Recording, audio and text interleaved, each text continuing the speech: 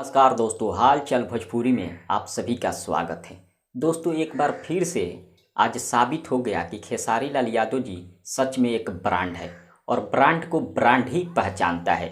आप सभी को बता दूं, फ्लिपकार्ट को आप सभी लोग जानते हैं, बहुत सारे लोग इस ऐप को यूज भी करते हैं। इस ऐप के जरिए लोग खरीदारी करते हैं, लेकिन ये जो ऐप है अपना सामान बेचने के लिए विदेशी लोगों से प्रमोशन कराता है और इंडिया के कुछ नामी स्टारों के साथ मिलकर प्रमोशन कराता है, जैसे कि अमिताभ बच्चन, विराट कोहली से प्रमोशन कराता है।